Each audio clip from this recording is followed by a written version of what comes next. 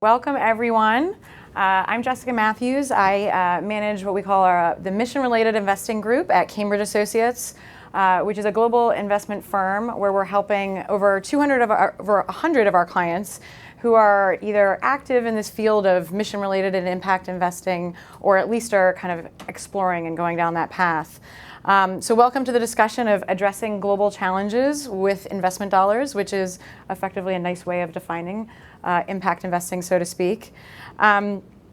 Milken's core belief is really around leveraging finance to overcome social and economic inequalities, and I actually peeked at this on their website because I thought this was a good way of even teeing up what we were going to talk about. And the belief is that increasing global prosperity by advancing collaborative solutions will widen access to capital, create jobs, and improve health. And I actually I'm proactively adding the addendum of not only collaborative solutions, but I think innovative solutions, because that's really, I think, where impact investing falls. So this panel will touch on those topics and how impact investing can be used. So it's not philanthropy and it's not policy, but it's really about leveraging our capital. So we've got a great couple panelists here to talk about that. Directly to my left is Hardeep Walia. He's the founder and CEO of Motif, where they created the Motif impact portfolios that he'll talk about, designed to allow individual investors to customize their portfolios to align with their values. To my right is Tom Hyland. He's the co-founder and partner at Aspada Investment Advisors, which invests in early-stage venture capital companies in India. And to his right is Reyaz Ahmad. He's the Chief Investment Officer and Head of Funds at IFC Asset Management Company.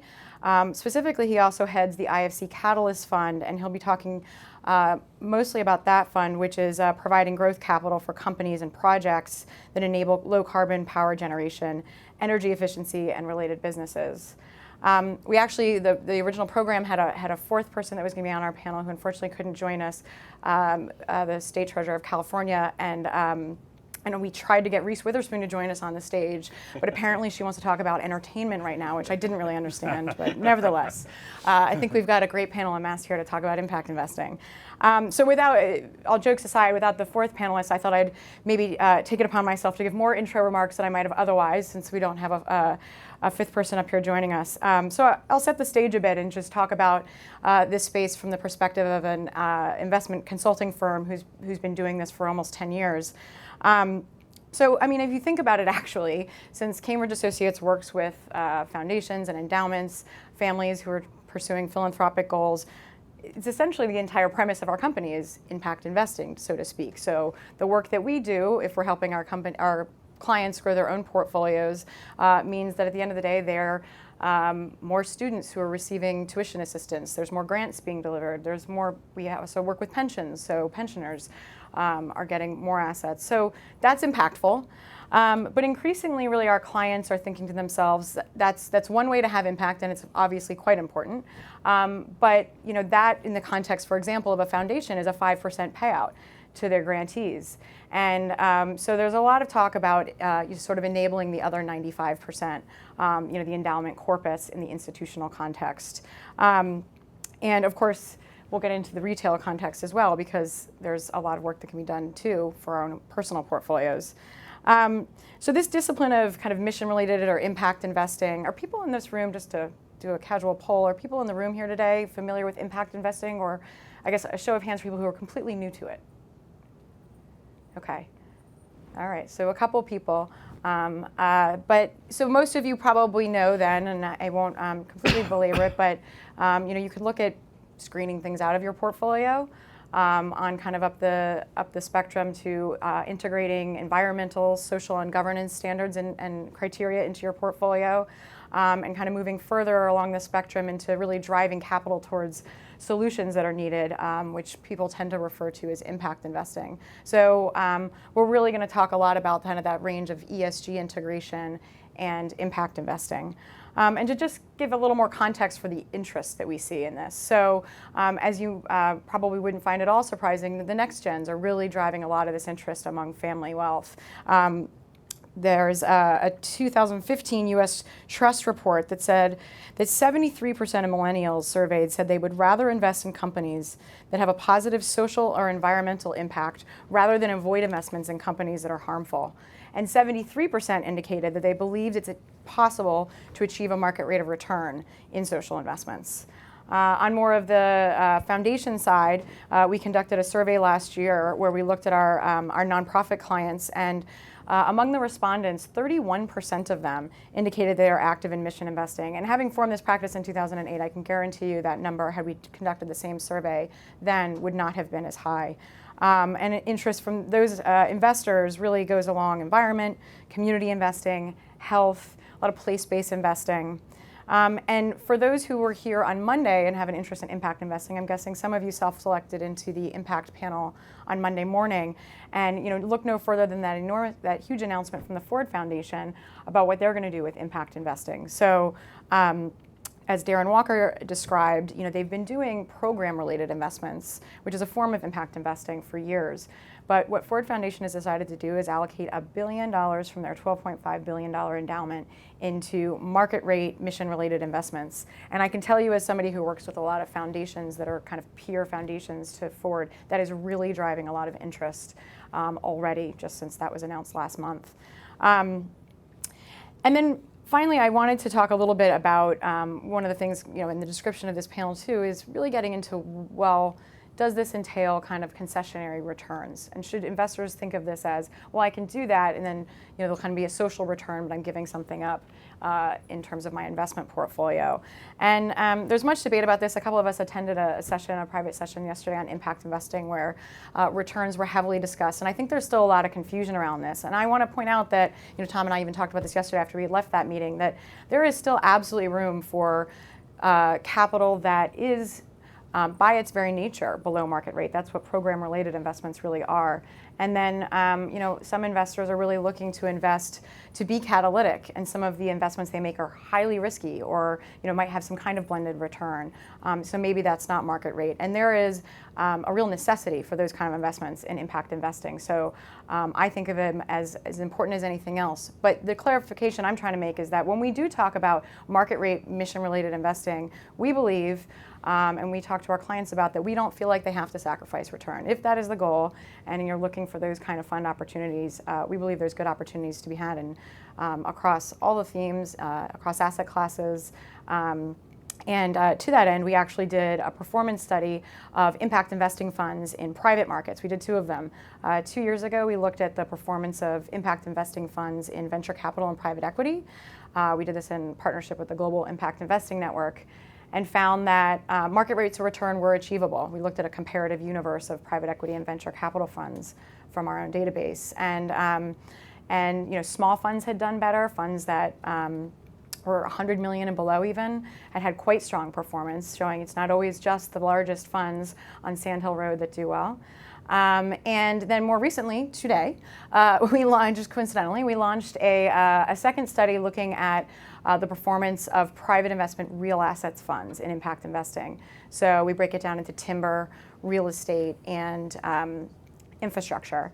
And again there, it's not lights out for every one of these funds. Obviously, there's a range of returns, but there's some really positive results pointing to the fact that the impact investing funds, again, in this study compared to comparative funds from our own database that are non-impact funds, had kept pace with the market and had indicated market rates of return. So that's just a little bit about performance, and we'll get into that a little bit more with each of the panelists' own comments, and I will turn to them now. So I'm going to start with Reyaz. He has a very global perspective looking at investing in climate solutions in the emerging markets. So can you talk for a bit about what IFC is doing in that space with the Catalyst Fund? Sure. Thank you, Jessica, and thank you all for being here. If it's okay, I'll talk a little bit about IFC itself, the IFC Asset Management Company, and then the Catalyst Fund, which is the one that's directly relevant for us here. So IFC, for those of you who don't know it, is one of the largest and most established investors in emerging markets, part of the World Bank Group. It was set up in 1956, and today we have about 4,000 employees, more than 50% based in emerging markets. We have over 100 offices in 100 countries. So a tremendous resource of both, I would say, time series experience and depth of knowledge in the countries in which we operate, which enables us to sustain a successful investment program. IFC has been profitable every year of its investment, which is of its existence, which is interesting if you think that we're a development organization, but we operate exclusively in the private sector. And so it's important that not only are we, making investments that make a difference, but they're actually also making money so that they're self-sustaining. In 2009, I actually set up the IFC Asset Management Company, which is where I work today. The idea there was to bring in third-party institutional capital to co-invest with IFC. Today we have about $10 billion in 13 funds that is dedicated to this endeavor. And within that, the two funds that I manage, one of which is the IFC Catalyst Fund. So the idea of the IFC Catalyst Fund is essentially this proposition, which is, can you make money which meets required returns from institutional investors while seeking to address climate change related issues. And so that fund is up and running. It's almost fully invested, and so we have quite a bit of experience of actually trying to do that. The short answer, maybe it doesn't surprise you, the short answer is yes, we think we can do that. The proof will be in a few years as we see the returns coming in, but so far the portfolio has been performing well.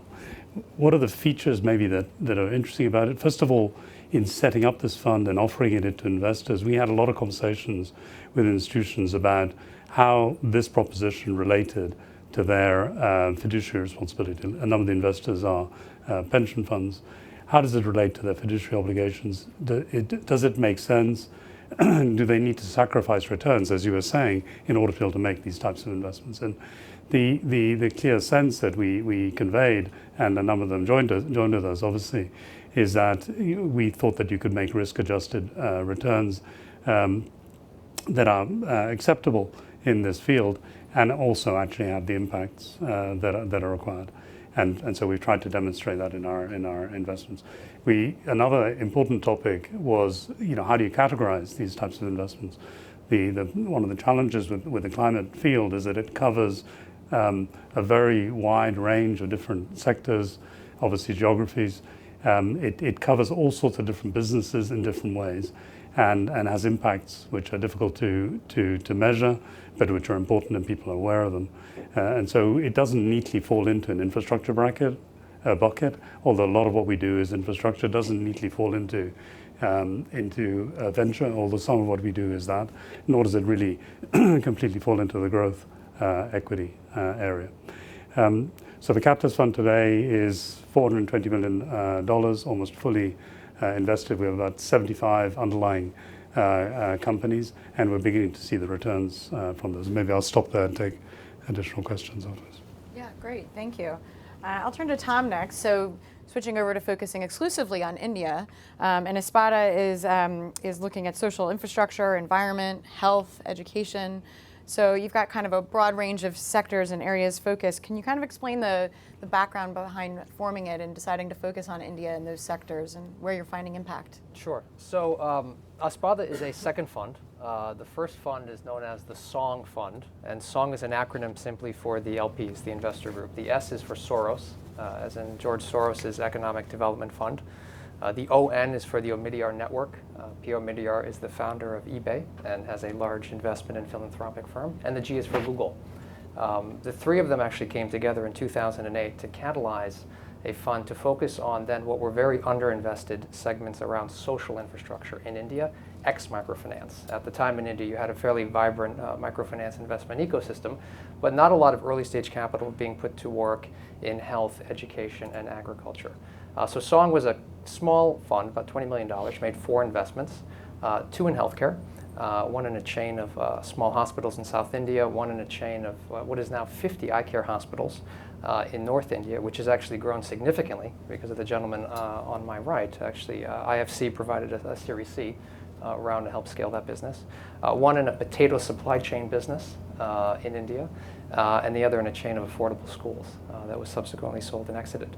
Aspada is the follow-on vehicle, and I refer to it as a fund, but actually importantly, technically we are not a fund. And as we sit here at the Milken Institute, it's important for me to actually pay tribute to Milken. Actually, when we were between the first and the second fund, we did a tremendous amount of work internally to look at alternate fund structures. I am of the belief that a venture capital approach and actually straight equity isn't always the best tool to actually try to address many of the challenges we're working to address in our markets. Largely because of the timelines involved, coupled with just the selective nature of equity, right? I mean, equity works well when there's a very clear exit horizon and when you're dealing with more finite timelines. We go very early in our investments. Oftentimes, as the first round of institutional capital, it is not obvious where the exit is. And in things like supply chains in hospitals and in schools, we want to actually invest in, continue to invest in, and potentially hold our investments for a longer time period. So Glenn Yago and Caitlin McLean here at Milken run something called the Financial Innovations Lab, and had put out a series of white papers in 2010, which we really actually took and operationalized and went back to the Soros Economic Development Fund and actually got them to fund a permanent capital vehicle. So technically we are structured as a holding company, which allows us to take longer term bets, right, and really invest for the long haul across our core themes. Really the driving theme for us, although we are in a number of sectors, really for us, we are organized around a single theme of access. And access for us, we define it in a couple of ways. One is access to markets. That has actually played out for us in agriculture. And I can talk later about agriculture, but it's actually the biggest part of what we do. We have 7 companies directly in agricultural lending, agricultural supply chains, as well as shared mechanized productivity enhancement services for farmers. The second theme is around access to essential services, which for us is high quality, low cost education and healthcare. And the third is access to finance. We have backed a number of what are known as non-bank financial institutions that lend to small businesses downstream, things like working capital and bill invoice discounting. We're a team of 10. Everyone's based in Bangalore. As we go forward, while you spoke before about, we don't neatly fit in a box. It's a combination of venture, some growth as well. But really kind of a multi-asset approach. And I think one that there's not a lot of funds actually taking that kind of approach. And I think largely, which I'd like to talk to later, driven by the constraints of the GP-LP model, which we've tried to work on alleviating with our structure. Great. Pausing there. Yeah. Oh, you want to go? No. So turning to Hardeep, he switching, I guess, from a little bit of an institutional perspective to a real retail perspective, as I referred to earlier. It's a very interesting and fascinating model that we were just speaking about right before the panel. And if I understand it correctly, Hardeep, an individual investor with as few as $1,000, as little as $1,000, can invest in a portfolio across asset classes that aligns with their personal values. That's correct. So we're one of those fintech startups. We do have an institutional business where we build thematic models for companies like Goldman Sachs. But while our thesis all along is about investor empowerment. How do we get retail investors to engage in the investing process? So we started by building thematic models. And we have a crowdsource model. So we started building these models ourselves. And then eventually we turned our technology over to our customers. So it took our PhDs a year to build 100 of these thematic models. And during that time, our customers built 85,000. They're now 320,000 wealth models. And while we were looking at these thematic trends, one of the things that jumped out at us late last year after the last election was everyone was looking for ways to put money to work that were consistent with their values. We don't call it ESG. We really focus in retail terminology on people's personal values. And our research showed that 72% of Americans have no idea where their investing dollars go. 83% said the most important factor for them after return was making sure that money was put to work in ways that were consistent with their values. 57% said they would be angry if they found out money was put in their retirement accounts were put in ways that were inconsistent with their values. Only 42% said they could actually invest in a consistent way. And that skewed heavily to high net worth, that people were able to find ways to put money to work. So we launched a product that basically allows people to build wealth models across 7 asset classes. And then what we do is we partnered with MSCI, we use their ESG data, and we rip out companies that don't align. So if a retail investor is interested in a sustainable planet, or making sure that there are no products of child labor in their portfolio, or they just care about governance, we will go in, we will create these models, rip out companies, back to that filtering aspect, place them with companies that are more consistent with their personal values, and we do this through technology. So we're one of those fintech companies. We've been around 7 years. We raised $126 million from Silicon Valley as well as from Goldman Sachs, JP Morgan, and we're trying to use data to really empower retail investors, much like what you saw in the food industry. We have labels today on different products so I can make informed decisions. What we want to do is make transparency in where your dollars are going today, and then encourage investors to make their own decisions. Today, everyone votes with their consumption dollars. I can choose not to buy a Canada Goose jacket. I can choose to buy organic food products. I can't do that when it comes to my investing dollars as a retail investor. And for every consumption dollars, there is at least 2 investing dollars. We want to empower people to do the same thing. Great, thank you. So as you can see, impact investing is a lot of things. So it's a label that's kind of bandied around on a large number of different things. We've heard about, energy focused, environmentally focused. We're talking about regions. We're talking about platforms for retail investors. I mean, we could have continued down the line and had multiple people up here talking about mortgages and fixed income, thematic global equity funds focused on climate solutions. There's a lot that falls into this area, and it's really exciting. And I will say that, we've seen, since we've been doing this, the universe of funds increase dramatically, and you get mainstream funds getting into the game with their own vehicles, and more boutique firms popping up. So it's very exciting to see.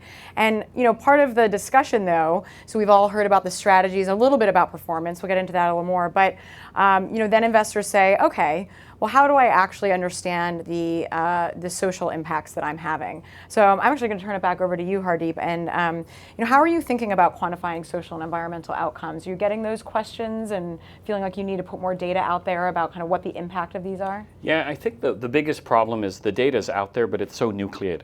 And so part of what we do with technology is to actually bring those data sets and turn them into investment models. So MSCI has a great ESG group. We leverage a lot of their expertise, but we're also looking for unique data so we can pull from the International Labor Organization all their view on best practices. So we're trying to pull in all these disparate data sets from climate change methodology and carbon footprints. And the value we have created is, how do you bring that information together and how do you distill it? In our case, we want to make it easy enough for a retail investor that don't have necessarily the resources of institutional investors to do that. So our challenge is, how do you take very complex data sets, put them together in a pool of data, run investment models that's with that data superimposed on them, while making it very easy so that a retail investor could say, I want this, I want that. Yeah. And that's the challenge out there, is there is no easy way to pool the data set. And there are corollary industries where it just takes time. And it does have a role for policy and government on, do you care where your money is going? How do you avoid making sure a Peace Corps volunteer isn't investing in cluster bombs in their retirement, right? I mean, there are things that when you actually sit down with individual investors and say, did you know that 1 out of 5 cell phones are tainted potentially with the products of child labor in Congo, right? How do you give them information to go in there? And it's about bringing all those data sets and then running models on them. And it's hard, it takes time. Yeah. No, it is very difficult, and we had talked about that as well. So I actually love both of your input on kind of the social metrics and what investors are expecting from you and how you're gathering that from your respective funds and portfolio companies. Should I go first? Yeah, sure, Thank please. You. So everything that we do in IFC, so this is not just for the Catalyst Fund, everything that we do in IFC is we have a target in terms of the impact that we're trying to achieve, the multiple impacts that we're trying to achieve, which is part of the approval process that we go through. So in a very genuine sense, every investment that IFC makes is intended to be at the outset an impactful investment. We don't talk about ourselves in that sense, in a big sense, as an impact investor, but IFC is by its design has that characteristic. Those objectives then have next to them metrics that we're going to measure ourselves by, and then there's a monitoring system to follow up and then to report back to our board, so the governance structure of the IFC, on how we've achieved, how each project has performed in accordance with that. That micro data is very varied because the objectives are different for each deal. But we then aggregate that on an annual basis, prepare a report, which is our impact report. Climate poses a particular issue within this because of the types of impacts and the challenges of measuring.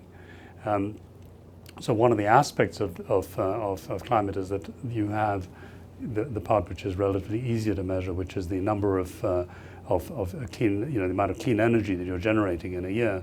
So this is something which is, relatively easy to measure. But if you take the other end of the spectrum, you could have a project which is related to water. Water is intrinsic to the climate problem, but there's no easy way to measure water, at least the climate aspect of that water. You have investments which are also in my portfolio, which are related to trying to resolve storage issues. So investing in new storage solutions to help to stimulate more renewable energy development.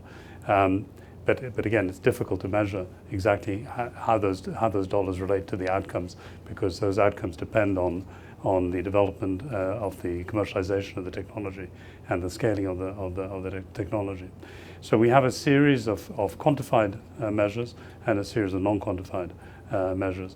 And our strategy is to look at across this range. In fact, we look across the entire range of climate impacts, and we report on in a more I would say more verbal sense, less quantified sense, on the non-quantifiable measures, and in a quantified way in the other areas.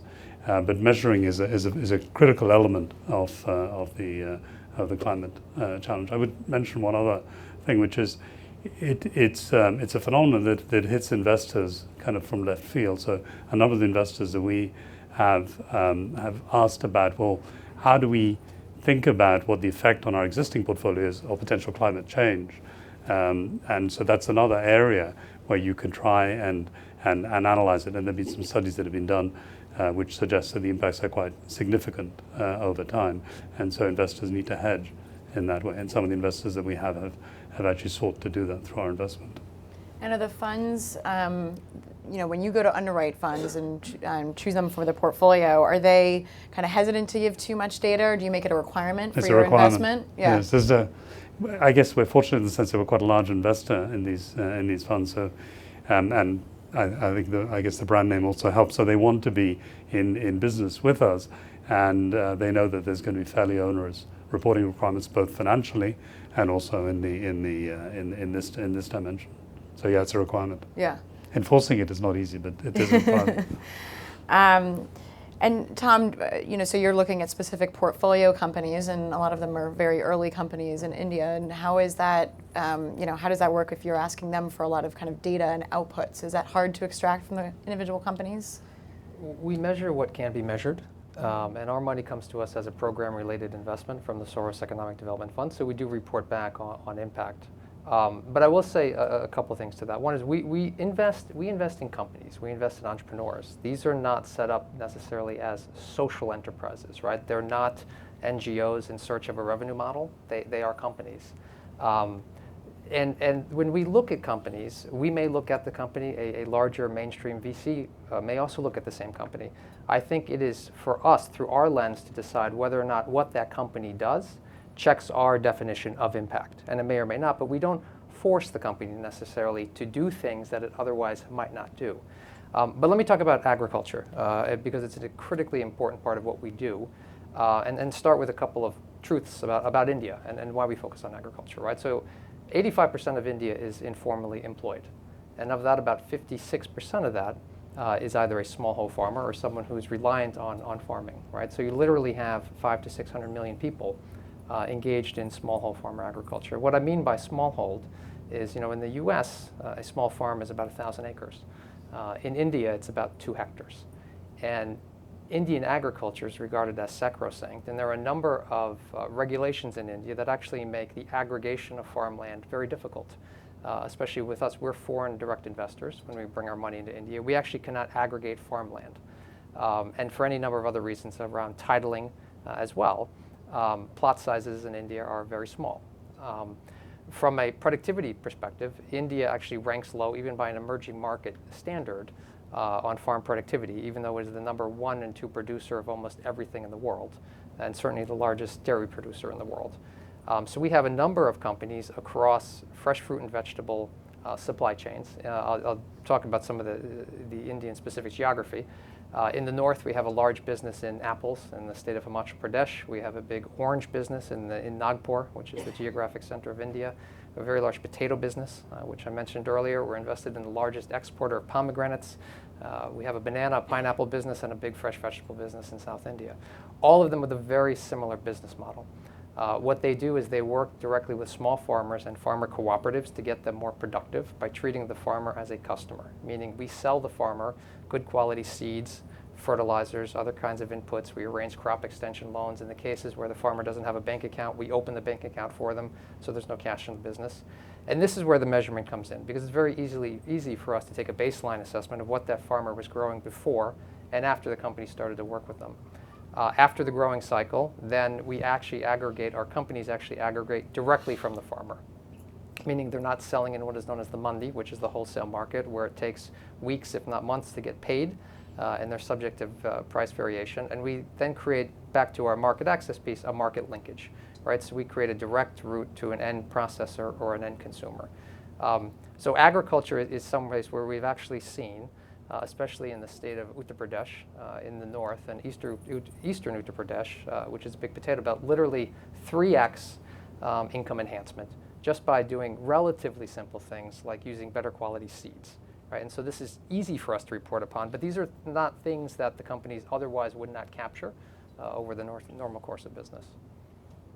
That's great. So I do want to switch back, as promised, to talking about financial performance. And I thought I'd come out of the gates with a tougher question on this over to Reyaz, because he's been, investing in renewable energy for quite some time. So he has enough experience with some cycles through this to see what was a very tough period, as we know, leading up to the Great Recession for clean tech. We hear about clean tech 1.0 and a lot of money that was lost. Certainly in the U.S. we've heard a lot about that, but there's some stories, there's some scars for people outside of the U.S. as well.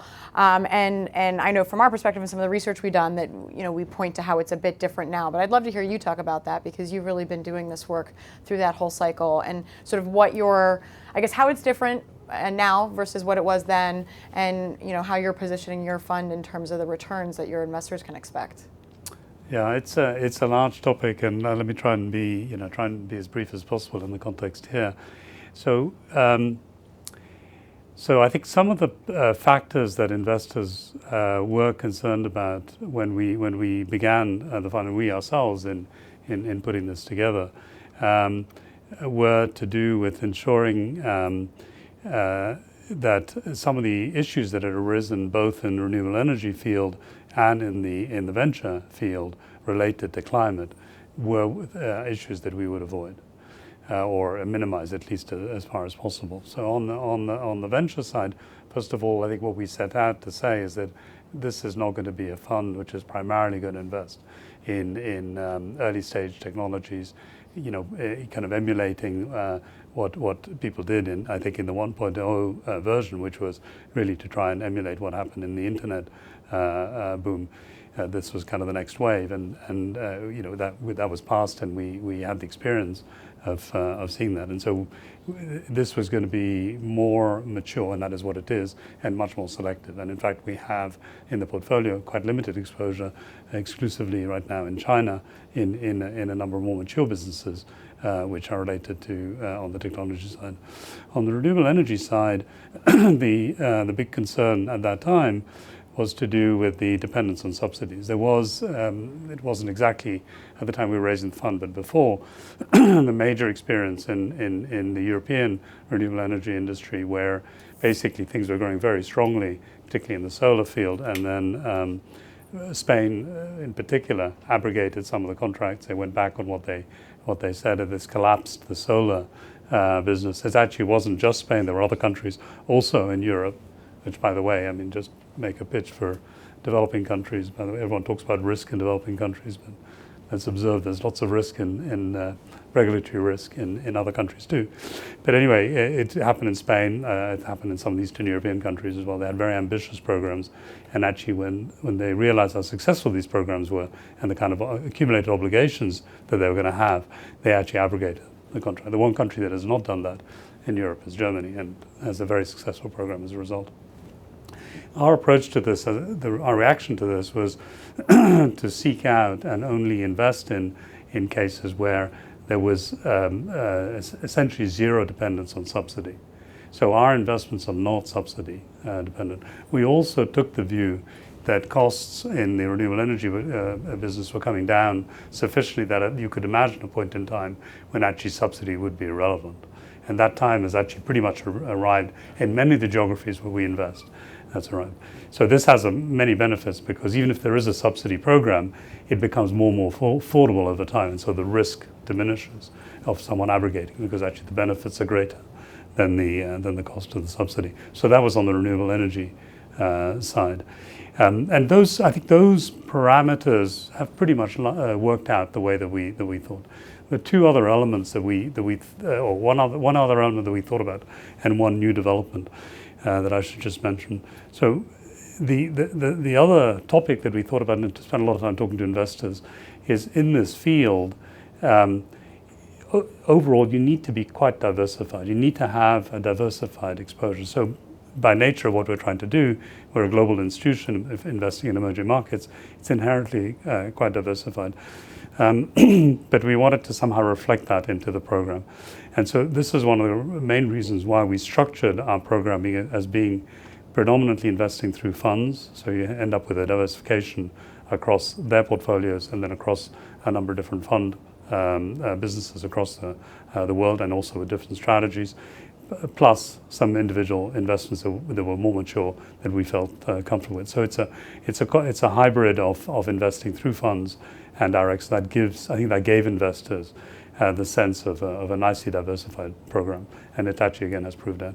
I think the new development, which has been very interesting and something that we didn't really kind of anticipate, was the advent of shale and the impact that would have overall on energy price. So energy prices have fallen overall dramatically, led by the United States, and it's because of the development of shale and obviously the competition of gas for renewable energy. So this is a factor that will have an effect on some of the companies in the portfolio that we have. And so I think what it's done is limited to some extent the growth of some of those businesses, but it's not deadly, at least in terms of what we've seen so far. So in most of the countries we're investing in, you have a mix of different technologies, including gas, which has been developed, but also including renewable energy. So it hasn't actually proved to be so fatal. Right. And just to give my own commentary, if I may, about some of the ways that our clients are thinking about investing in those types of vehicles. There's a lot of debate that's gone on around energy and, fossil fuel divestment, and how investors, especially, environmentally focused, mission-oriented investors, get very nervous about being in energy. And so, we have still gotten a lot of questions about that. And the way we've sort of put out some of our research is to say that, you can look at climate change from a real risk standpoint. And yes, you can divest, but there's a lot of other ways that that you can kind of address it, from your exposures, or advocating with your managers for them to be better at thinking about risk. We've even had some clients do some very innovative things with some hedges around hedging out their exposures. But on the other side, we say that investors should really think about climate change solutions, and that's a big part of impact investing. It's a lot of where our clients are focused. So, the climate solutions kind of orientation and investing in renewables and these things is a lot of what we're seeing interest from our clients on that front. I wanted to keep along the thread of talking about performance a bit, but also actually bring back in what Tom had said earlier about structures and the need for kind of innovative structures, which is inevitable a bit in impact investing because we really need more patient capital. So as investors, sometimes we like to invest in things that look familiar, invest in something that's, diversified global equity in that bucket or, a VC fund in that bucket, but sometimes that's not the best structure for impact investing.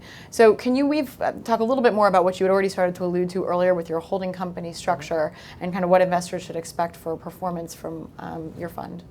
Sure. Well, let me take the performance piece first. I mean, generally, we don't really talk about it or disclose numbers, but I'll say that in the first fund, the Song Fund, we will actually return north of a 20% IRR net back to our investors.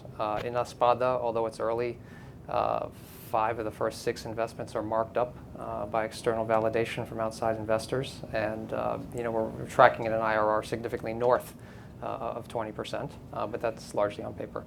But when I talk about those numbers, it's also important in the context of the impact discussion to talk about where are we really playing in impact, because whether it's us or many of the other, I'd say the impact funds, the folks in our peer group, are not really playing. That's what's known as the base of the pyramid, right? If you're talking about $1 to $2 a day in income in India, I'm a huge believer, and I think I'm not sure there is a market-based solution to help affect livelihoods in that bracket, right? I think there's a huge role for philanthropic capital or very subsidized kinds of capital when you're playing there. What we do really is are playing in a lower part of a big middle. The income in rupee terms in India is, let's say, 15 to 20,000 rupees per month. This would be things like drivers, nannies, small shopkeepers, which, I'm sorry, let me translate that. About, let's say, $200, $300 a month in income, where it doesn't sound like a lot, and it's not, relatively speaking, but there is disposable income there, actually, right? And there's a little bit of money left over. And we think that good business model innovation can actually help affect better outcomes in health and education, and so really trying to build for that market. In that space, although there aren't clear exit opportunities, going back to our structure, we do think actually that a patient capital approach allows us to try and prove out these models. And really what we have done as a fund, and I think what we've been good at, is going into these kinds of businesses, spending 4 or 5 years with them, so putting in place good governance, reporting mechanisms, helping to build boards, helping to build out the C-level suite, and really trying to de-risk the unit economics, right? And so what I mean by that is if you look at we may meet an entrepreneur that has a unit that could be a school, a hospital, a small agricultural processing center, and we watch them, we let them build another one, and we provide the growth capital and basically the support to let them go out and build 5 or 6 more units. At that point, we can start to attract potentially and hopefully larger mainstream VC capital, which we've done in a number of instances, and that's money that probably otherwise would not have flowed, were it not for us being able to be patient in these investments. I think importantly though, there's, at least as I see it and we see it, and we talked about this in the closed door session yesterday, it's very important for us to get these companies very much geared to take commercial money. Because when we look, at least in the Indian context, I'm not sure who the Series B and the Series C impact funder are, right? If you think about who our peer group in India, they're generally writing $1 to $10 million checks, perhaps the DFIs, but obviously the DFIs are very commercially minded as well. And so if our companies aren't geared to take the $8 to $10 million check on very commercial terms, there'll be no impact because they simply can't scale, right? We can't build more hospitals or schools, or we can't expand our supply chain network. So for us, it's critical that we get these companies to stand on their own 2 feet from a pure commercial perspective. Above and beyond that, I think there's a dearth of capital, though, willing to play in that market, right? I mean, I've met a lot of investors over the course of the past couple of days, and I'm pleased that the ESG and impact discussion has taken hold, but the numbers that are being thrown out there are extraordinary. For us, we're slightly north of $100 million fund. That's a tremendous amount of money in India when you're actually writing checks between $1 to $5 million. And so one of the other problems is creating deal flow for all of this large amounts of capital, ESG-minded or impact-minded, that wants to flow into the space, because it's probably as difficult, if not more, to write a $2 million check in India as it is to write a $20 million check. And so, creating the deal flow actually to be able to bubble up to the larger institutional investors is difficult. And while there's a lot of money at the top, I think there are only a handful of funds like us, whether it's in Africa or India or other markets, actually working out at the last mile and actually creating some of that deal flow. When I referred to the first performance report that we had done on VC and private equity, I think I'd already alluded to the fact that smaller funds had actually done quite well, and so had emerging markets funds. And so, there's were you going to add something to that? And part of the reason too is many of our deals are completely uncontested, and I'll go back to the question around selectivity. I mean, the truth is, again, because of the regulatory environment in India, we can't do anything except be an equity investor. I would love to be able to do royalty revenue stream kinds of products. There are a number of successful funds in Africa that actually do that. And when you think about expanding the bounds of SME finance, I mean, the market for debt products is significantly larger than equity. And what ends up happening is funds like ours, so we may or may not be guilty of it, jam equity into companies that really need working capital. And that's just a function of our market, right? And so I think there are creative other structures you can take. And I think that the debt market and working capital market is much larger. I'll say what that's done even as our fund. Since the beginning of the Song Fund, we have reviewed 2,500 transactions, and we've invested in 17. It's less than 1%. It's probably similar to Silicon Valley kinds of numbers, largely because they get weeded out at any number of steps, but largely because even as a fund, we have to think about can we add value to this company and where the exits are. And I know you wanted to talk also. I mean, we are an entirely local team as well, right? I mean, we have no desires to ever be outside of India. India itself is such a large geography, but I think actually being close to that market is incredibly critical in deal selection as well. Get your questions ready. We're going to open it up to questions soon. But I actually, on the topic of kind of structures and unique structures, certainly what you have created with your platform is quite unique. And I know that you chose to go with kind of the more transparent and direct investing approach versus mutual funds and ETFs. And I was wondering if you could talk about that choice and why you think that's working well for investors. I think because in many cases there is no clear definition of ESG. Right, Morningstar did a study in UK where 50% of their ethical funds were deemed to be not as ethical as conventional funds. So for us, giving people direct ownership in securities and not having it locked up in a fund was one of the inventions we had to create. And so everything you see in our model, you actually own. So because you own it, you can change it, which is very hard to do with the packaged products where it's all or nothing. And then on the performance issue with retail investors in particular, it's so hard to convince them that what is good for your soul is also good for your pocketbooks. And so in our model, we had to almost guarantee that if they apply a personal values filter to one of our portfolios, if it underperforms a benchmark by more than 1%, we'll credit back all your fees. And we believe that there is, and it's not hard when you sit one-on-one with retail investors to say, take governance as an easy one.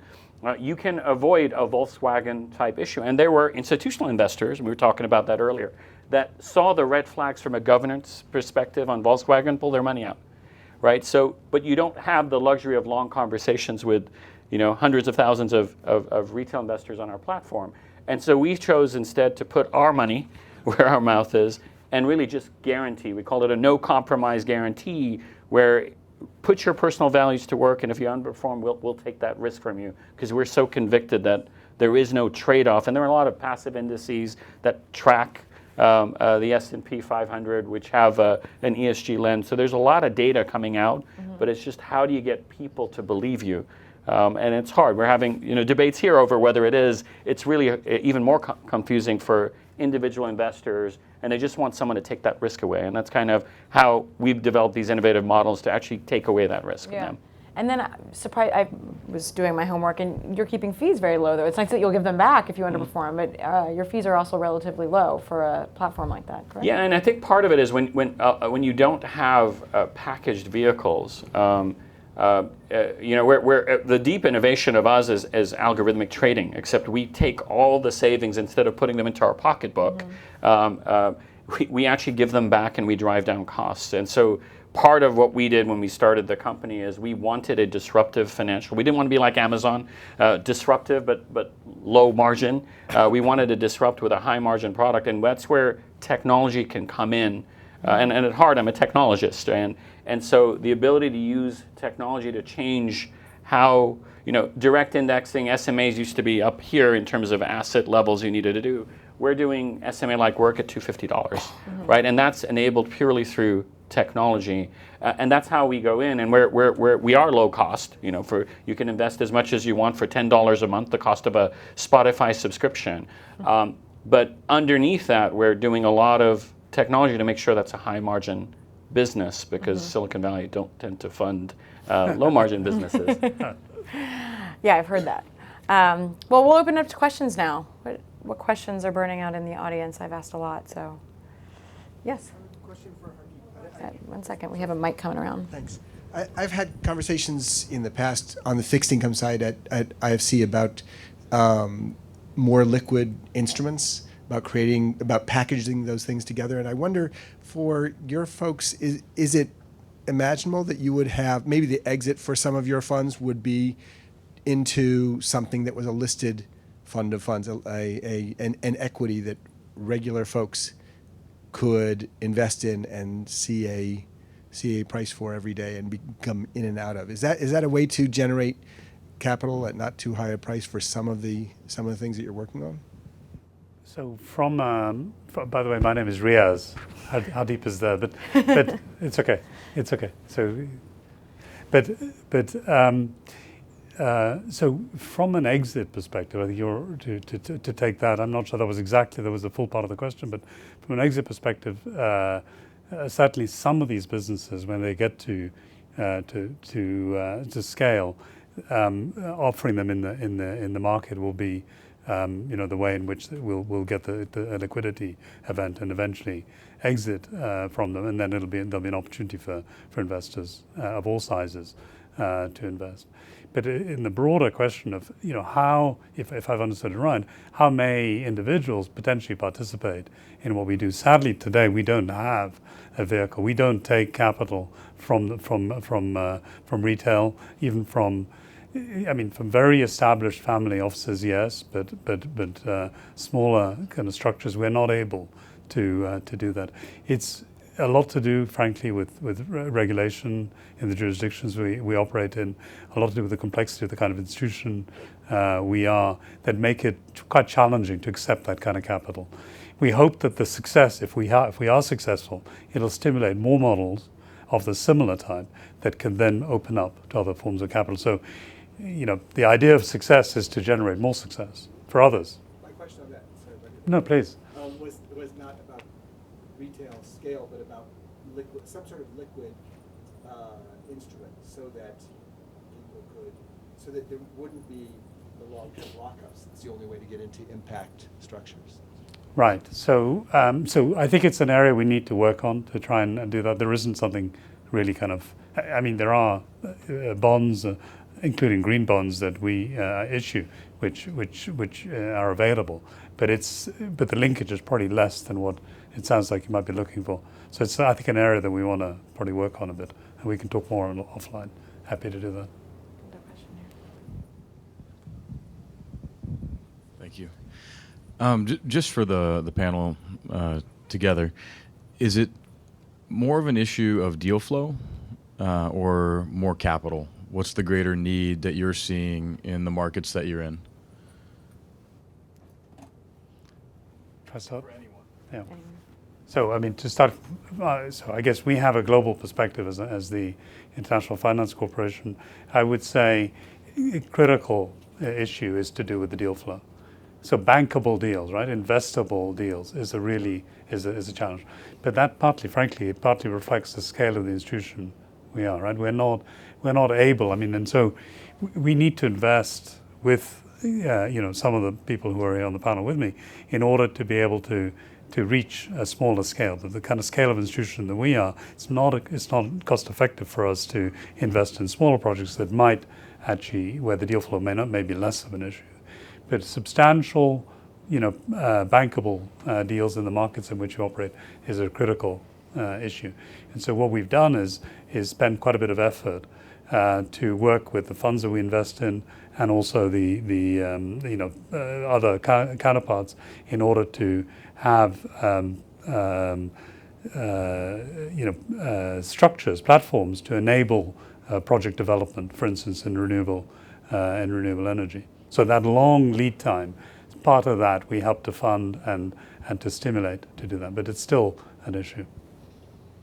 I may say too, I agree. I think capital is obviously a constraint in our companies, but to the deal flow question, we've seen lots of deals, right? And for us, the constraint isn't actually seeing deals, it's seeing good quality deals. And I hear from impact investors that there's not much impact deal flow. And then for me, the question, well, where are you looking for those deals? I mean, if you're looking for things to invest in from entrepreneurs that go to impact conferences, well, they're probably not investable, right? We have built over the course of the past 8 years, a network of roughly 500 sources of deal flow across India, but they're not traditional. We have relationships with things like small accounting firms, small law firms, retired consultants, right? These are people, if you look at a small accounting firm, they may have 30 or 40 clients. They know who's in the market for money, right? And so, we don't traffic necessarily in the obvious places for deals, right? There's a question right here. Yeah, I'm Patrick Fine from FHI 360, and I'm interested in a question around subsidies and transaction costs. So in my experience, I've found that the transaction costs often are hard to cover because of the difficulty of the exits or lack of exits from the investments, or having to review 2,500 different deals before you get the 17 that you can invest in. And what I've seen is oftentimes those costs are covered by a donor like Omidyar or Soros, and they're not really calculated into the business model, they're just paid for. I'd like your experience and your view about whether those costs are being covered in your operations. So what's your view about that? Well, I can tell you in our case, we manage on a budget similar to most venture funds, right? A percentage of assets under management. We do not receive any additional technical assistance in order to offset either exit costs or diligence costs or looking for deals, right? So that means we operate relatively leanly, because we view our role as going early and finding these companies, being catalytic, as important.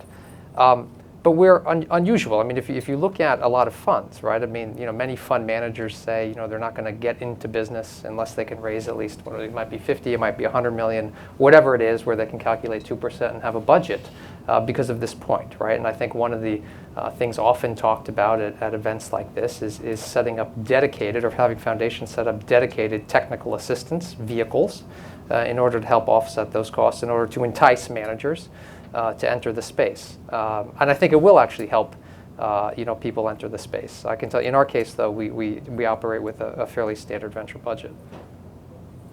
If I can just add to that, I think it's a great point, and a different angle on the role that we as a multilateral development organization play. I think it's a great insight.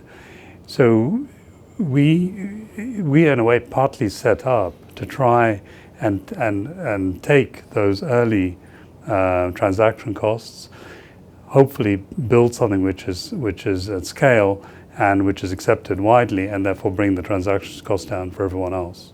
And we do that because of the kind of institution we are and who our shareholders are, etc. An example of this is in the environmental field, where IFC has, is more people focused on this then I mean it would be very surprising. I think you'd find it very surprising. I mean, we have tens of people focused just on looking at environmental issues on all of the deals that we do. We have built out of this years of experience in this field a series of programs. For instance, something called the Equator Principles.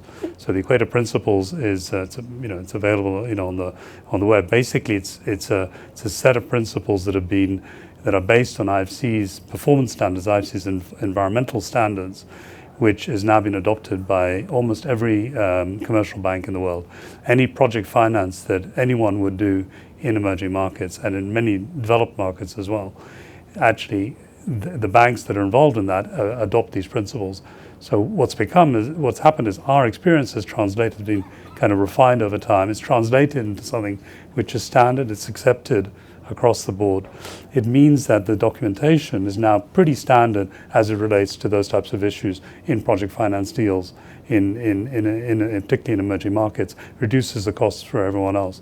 We made the investment early on because we needed to do it because of the kind of institution we are, but it has caused that benefit. And there are many examples of that type. So we try to be in at the early stage and help to reduce the transaction costs. But I think it's a great point. Great. I think we have time for one more, so in the back. Oh, great. Thanks. This has been really interesting, really instructive. I was wondering if you could talk a little bit more about, relative risk and appetite for risk as you think about large-scale social problems that really haven't been addressed globally. And this is just one as an example that is a big deal in India.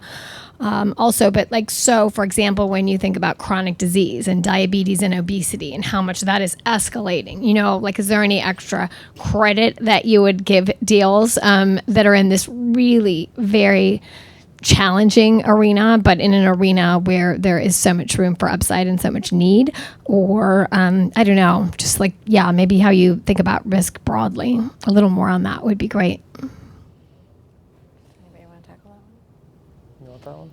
Me? No, you can have it. Oh. I mean, for us, we look for public equity, so it's a very different model, not as relevant to us. But what we try to do is, with any of our approaches, we let the community vote on what's important, right? Because you can have the markets go in and figure out and artificially correct that. But for us, it's all about crowdsourcing. What do people care about the most? And interestingly enough, we bubbled up a lot of issues, and we were very worried about launching these kind of personal values filters because we didn't want to get stuck in the controversy of a new product launch and pick something controversial. And what our community ended up picking are things that everyone can agree upon, which is hard to say these days. Whether you were left or right, most people will say sustainable planet, not necessarily climate change, is an important issue. Most people will say, whether you're left or right, labor practices, child labor is not something I want in my portfolio. We didn't get a lot of interest on specific chronic disease. That was on our list, but it's good. So we tend to focus, and we tend to let people figure out and let the markets decide versus trying to give extra credit on the side. But there are times where markets are imperfect and there is a role. But we try to use communities and data to try and drive those decisions. I think the other thing too with risk is that we sort of alluded to this earlier, that there's different types of capital. So we were talking a lot about these market rate, fund type structures. But back to my comments earlier about program-related investments or guarantees, which are used by impact investors.